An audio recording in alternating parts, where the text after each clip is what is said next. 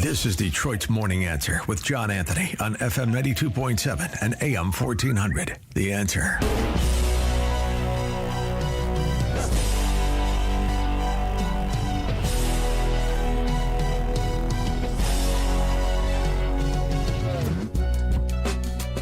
Yeah, I have about 90,000 constituents in the 37th district of Michigan, and it's pretty crazy. I've heard of a lot of, similar instances, not necessarily to the gravity of mine, but a lot of people being shrugged to the wayside, swept under the rug with, adverse reactions to the COVID shot. Mine was very, very specific, though. I originally, when COVID came, out and we realized, that it was going to be, changing things up here in Michigan and influencing. That is Representative Brad Paquette.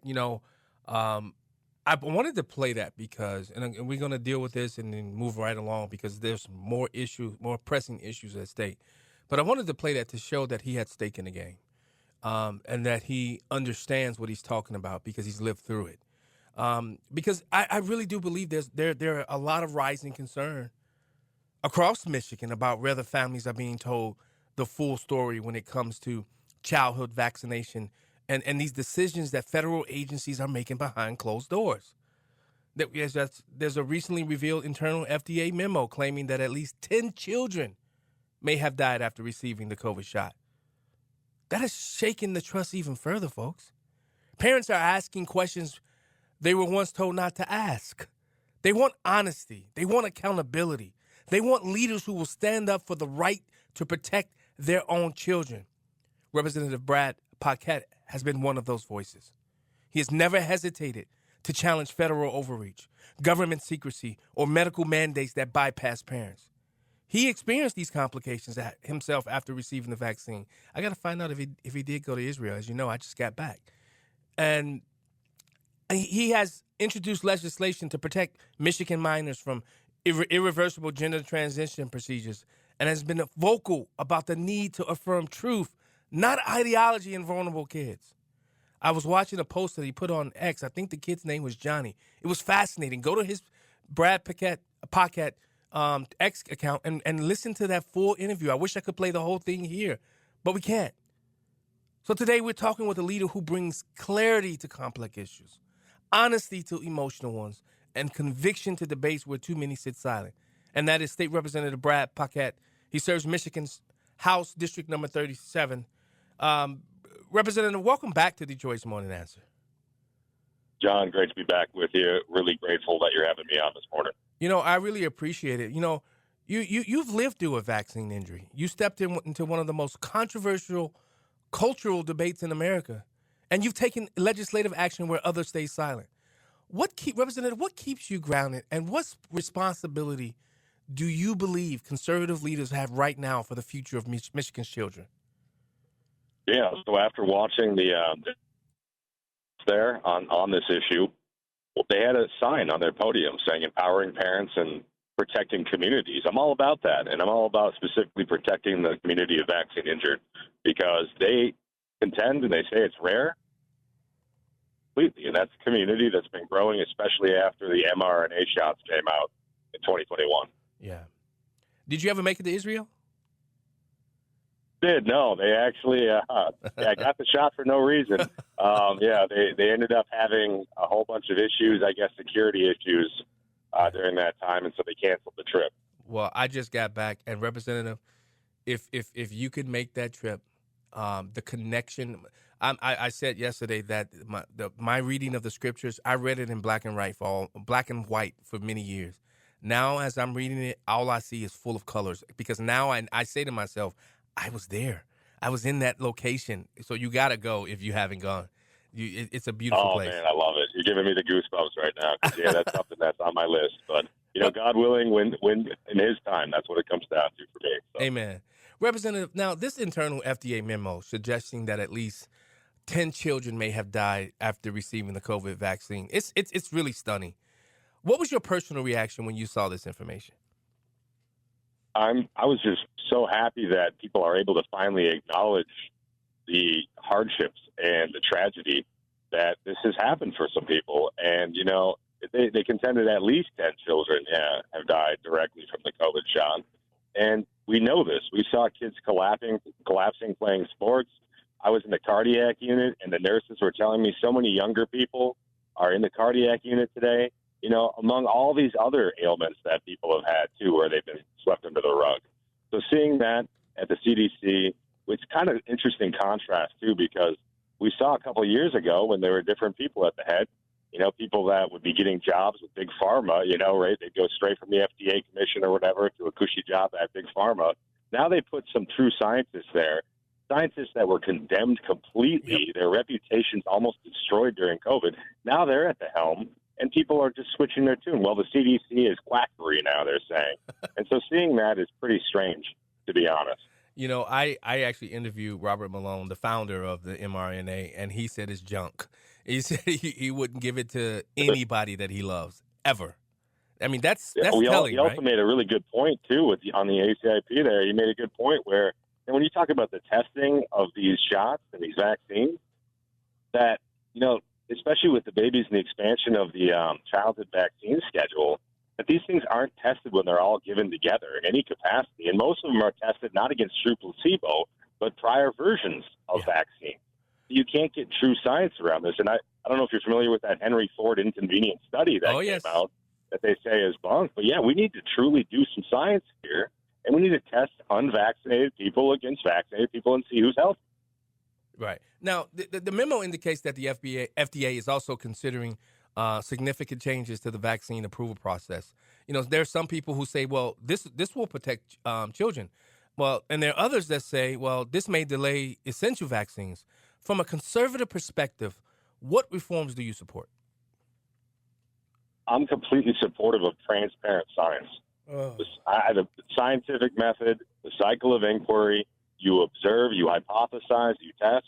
That's what we have to be doing right now. And what we've seen is there's an influence by a lot of the money brought to you by Pfizer that's been hiding a lot of the data and a lot of these studies and things that don't coincide with what narrative they want to drive. So let's see what actually is good for health and let people make decisions when they consult with doctors. And the Dems were saying that during their press conference. That's great. I agree with that completely. But we need to acknowledge the results that might not line up with our original narratives. Yeah. Now, Representative Paquette, you represent a district that I believe that the parents have strong parental values and a deep sense of personal freedom. What are parents in District 37 telling you about their concerns around vaccine mandates, school requirements, and government messaging? Yeah, well, we saw it pretty plainly during COVID, and I was deeply in touch with my constituency during that time, in particular still now. And they're worried because, initiatives like this will bring us back to a time of vaccine passports. If you have daycares and schools, being required to post their vaccination rates, you're going to create distrust among neighbors that where we just saw you had people calling the police on one another because there were too many people at birthday parties. Yeah. I tell you, though. And, if you have people pointing the finger and saying, oh, no, our vaccination rates are not at this, arbitrary number of, like 6 foot distance or 90-something%, then they're going to be distrustful of one another. And that's something that all of us need to defend against and be wary of. Well, I'll tell you this, though. You wouldn't have Representative Rigas and Representative Thompson if they hadn't overreached, though. I mean, and I think they've been some welcomed additions to the Michigan House. Would you say? Absolutely, absolutely. Very strong women, without a doubt. Now, you sit on the House Oversight Committee and the Public Health Subcommittee. How do these roles shape your approach to ensuring Michigan families receive not only accurate, but honest public health information? Well, it gives you a huge opportunity because what I noticed even after the COVID stuff was rolling out, we started questioning this. When you start questioning, there's a lot of red flags that come up. But when you have a post on one of those committees, you have a little bit more authority to dig in deeper. Like when I was asking the Pfizer government affairs folks about gain-of-function research and, Jordan Walker in that Project Veritas video where he was admitting he's a director of mRNA, they just blocked my phone number. Well, now in our oversight committees, we can put a little more pressure. We can send some letters and we can send some subpoenas to get information that they might be withholding. Now, Representative, we were told the last 5 years, I should say now, that you should trust the science. I'm being very dramatic right now because this is what they told us. Trust the science. Now, they wanted us to trust the science with they want us to trust the science with vaccines. I know that you're also trying to get rid of some of the red dyes. Trust the science. But as it relates to gender dysphoria, child and protecting these children and these cultural truths, why can't we trust the science? Well, I don't know if you're familiar with that picture online that gets passed around where it's that scientist, he's looking through a microscope at a big wad of money. And that's what the science has clearly been shown to see is that, the Dems in their press conference, over the legislation that they're introducing, they brought up a person from the American Academy of Pediatrics, right? Yeah. And, they get tens of thousands of dollars from Pfizer and Moderna. So are they going to be influenced by that money? Most likely. Mm-hmm. And should there be scrutiny about that? Yes, absolutely. Especially when you've got the AAP recommending that kids have their puberty blocked for multiple years with drugs used to castrate prisoners. Oh. That's something that all of us should scrutinize them further because that's not science-based in any capacity. And Rep Levi, he's a gentleman on the ACIP, he made a really piercing comment that stuck with me is that, after these children they knew died from the COVID shot, he made the comment that we need to be a little more humble. No one's a king of science. No one's the Anthony Fauci today. Everyone sees that as a fraud. And we need to be a little more humble when we're looking at, what type of impact and adverse reactions these things we inject into our bodies have. I mean, that's just common sense. That to me, as I think about that, that's just common sense. Why are we lacking in our current society, in our current culture, just the ability to think? Now, listen, a boy is a boy, a girl is a girl. They can't even define what a woman is. Why is that such a hard issue? And if you have a difference of opinion of that, you're a bigot. You're a homophobe. Why as conservatives do we continue to allow them to push that upon us? I think it's because, a lot of us have been kind of afraid to be called the names. It's worked for a long time. People will call you any name in the book to get you to shut up, to stop asking questions, to stop pressing.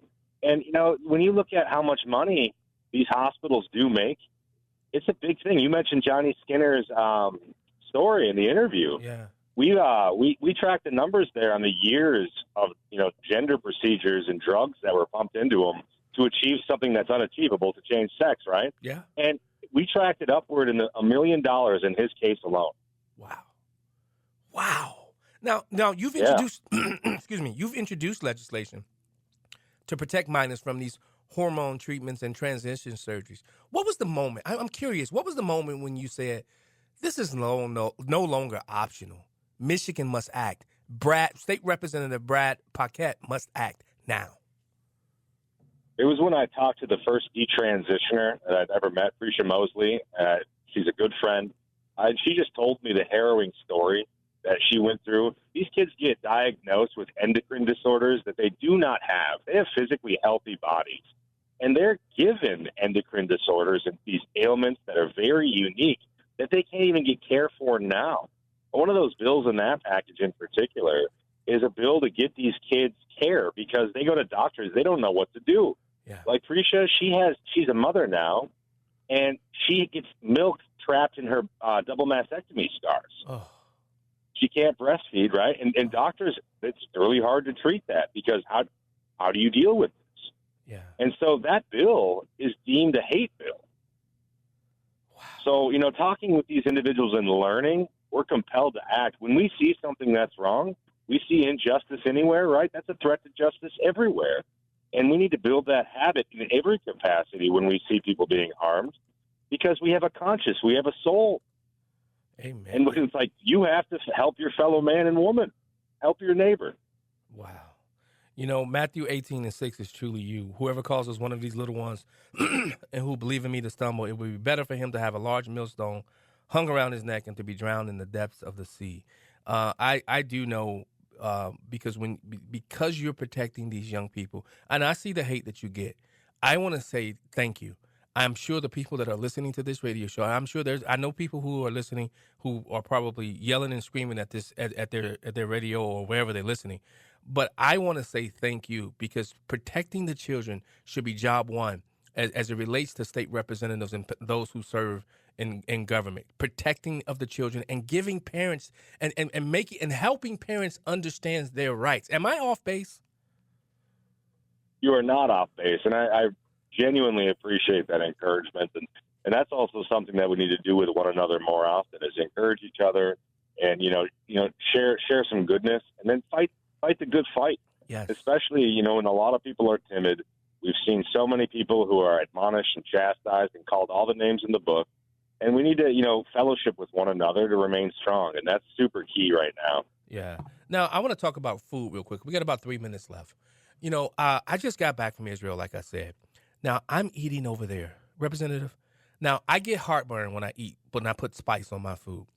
I had so much spice on my food.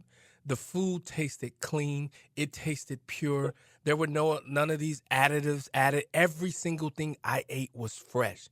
Now, I know you're trying to get rid of a lot of the red dyes, and why is that important? And speak to the audience, especially to those parents, why this fight is important. Well, every parent is really concerned about the foods that their kids eat. My mom instilled that in me. She was always dogging on me for all the junk food and trash that I'd eat, and my whole life. And so that stuck with me. And a lot of parents are that way. They want to know, especially in schools, that their kids have access to healthy foods. When I was in Spain studying Spanish, I came back the same way healthier than I'd ever been. And I hadn't really changed anything. Yeah. And because a lot of these ingredients that we can't pronounce are banned in other countries. And that's something that's like sometimes government intervention needs to protect children and people from these foods that a lot of companies are making a lot of money off of to put into their foods because it's cheaper. And it's not something that is healthy for bodies. It's not healthy for development and learning. And that's something that we need to really come to a reconciliation on here in this country. And you know what, Representative? I ate so much over there, but I came back. I lost 8 pounds. And I'm telling you, I ate a lot, and I lost 8 pounds being on that trip. I believe it. I think I believe it.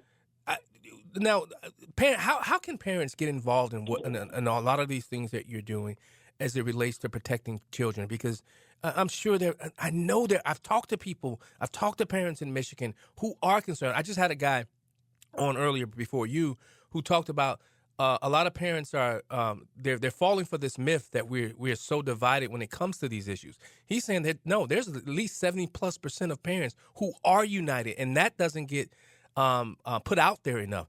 Speak to the parents as to why what you're doing is so important for generations. This is not just this generation. What you're fighting for is for generations to come, Representative. Well, absolutely, and that's what it comes down to. The fellowship piece is you're not alone, and sometimes it seems like you're alone. That was the biggest tragedy of COVID. Obviously, a terrible time, but people were isolated. They felt alone. They might have had common sense. This makes sense, but when you feel like you're by yourself, it's really demeaning. And so reach out to your representatives. Let's fellowship. Reach out to me. I've talked to so many parents around this state about this issue, parents that just genuinely care. And it makes a lot of difference when you talk to people that will encourage you back and give you that light at the end of the tunnel, because this is something that even the Dems are all about. And they tell me behind the scenes they all voted against that bill. Yeah. But they agree with it. They just don't want to be connected to the politics of Make America Healthier. Well, I also think they don't want to get somebody to their left to run against them, too. There's always politics involved. But if somebody good competition is a great thing, and if they do, hey, more power to them. Run for the right reasons on the right issues. You know what I mean? And encouraging Democrats as well as part of this too. Representative, I want to say this to you. Thank you for your leadership. Not just your leadership, but your courage, and most importantly, your clarity. I think Michigan families, they deserve honesty. They deserve protection. And they deserve lawmakers who take their concerns seriously, and those who refuse to treat children as political commodities. Representative Brad Paquette, your voice has mattered on these issues, and we appreciate your time today. Thanks so much for joining us on Detroit's Morning Answer. Thank you so much. Where can people follow you? Where can people follow you? I'm on Facebook. I'm on X. I send an email to the office. I'll call you back as soon as I can. So anyone that wants to reach out and talk about any of these issues, I'm in. Count me in. Well, you have no idea how much I really, really do appreciate your fight in this matter to ensure that the children of our nation can live and not be encumbered by so many of these things that the government has forced upon them. So thank you, Representative Brad Paquette. Thank you, sir. Appreciate you. All right. God bless you. Likewise. We got to protect the children, folks. You know, a lot of Democrat legislators like to say, we're doing it for the children. Are you? Are you really doing it for the children? Or are you doing it for yourself and afraid to take some moral courage to fight back? We'll be right back.